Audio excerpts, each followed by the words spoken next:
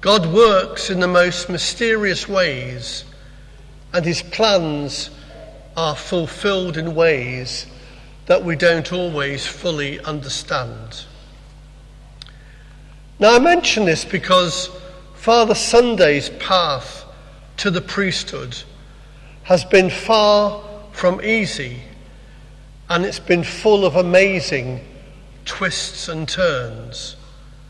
And you'll hear more about that today. For those of us who have had a fairly straightforward path to the priesthood, it will, I think, make us feel a little bit guilty about the huge efforts that Father Sunday has made to become a priest. As a young child, his parents needed him to work on the farm, looking after the cows and the goats. And many parents did not allow their children to go to school, feeling that they were better used taking on practical roles to help the family and to help their family economic needs. However, in 1978, President Idi Amin came to power in Uganda as a military dictator. I'm sure we've all heard of his brutal regime, which eventually led to him being toppled about a year and a half later. However, in a strange twist of fate, he went to the Commonwealth leaders' meeting in Cyprus, and he was embarrassed because he couldn't speak English or communicate with the other Commonwealth leaders. And so on his return to Uganda, he gave an order that all children must now attend school. And if children defied this order, then the local chief would be severely punished. When the local authorities later checked on why Sunday was not at school, his parents hid him amid the very goats and cows that he was looking after. But eventually, fearing punishment, his father allowed him to attend school, and thank God he flourished.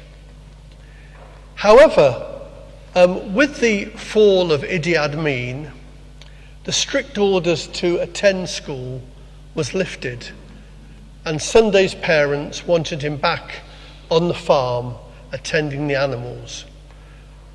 But thank God, defiantly, you know that part of his character, defiantly he still wanted to attend school, and he assured his family that he would raise the necessary funds himself. To do this, rather bravely, he set up his own little business, selling snacks in pubs and to people after church on Sunday, and on Fridays in the open market. He continued buying and selling, and as he grew older, not only in Uganda but in neighbouring countries across the border in the Congo and in Rwanda. Quite entrepreneurial. Now, thankfully, his head teacher admired his ingenuity and offered to support him with his fees. However, he still kept going with his business to earn some extra money. And again, through the grace of God and the help of his supporters, particularly he'd like us to remember today the late Father Francis Muntu, he came in contact with the apostles of Jesus. And as they say, the rest is history, thank God.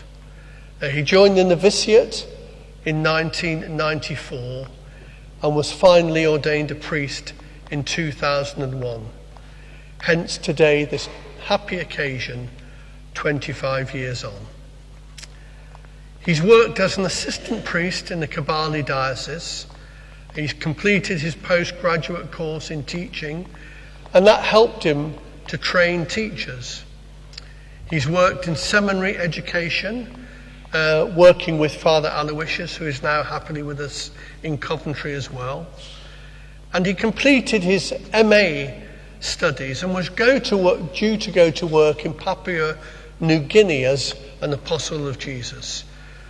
But he did so well with English in his MA dissertation that his order asked him to come rather to England and to work here at St. Osburg's. He's been involved in lots of charitable endeavours, helping to build primary and secondary schools.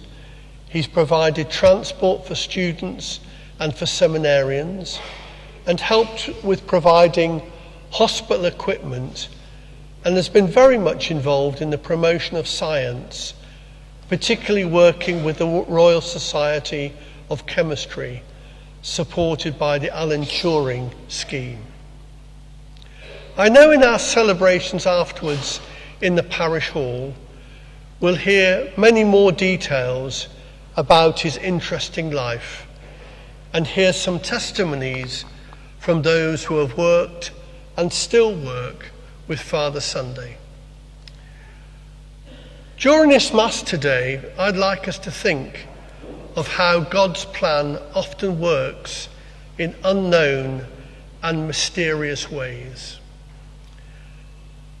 Nathanael in the Gospel could not see how Jesus could be the Messiah. We could not predict the way ahead that lay for Peter and Paul. And I'm sure today we could never have imagined that a young boy who started life tending the cattle and the goats would have had such a marvellous path to the priesthood and would have 25 years of such varied and fulfilling ministry. So thank you, Father Sunday, for all that you've given to the Church, for the faith that you had in God's plan for you, and for the years ahead, which we hope will continue to be blessed by God's grace and by God's providence. All of us here today marvel in your determination, your marvellous path to the priesthood, and all of us here today wholeheartedly wish you a very happy Silver Jubilee.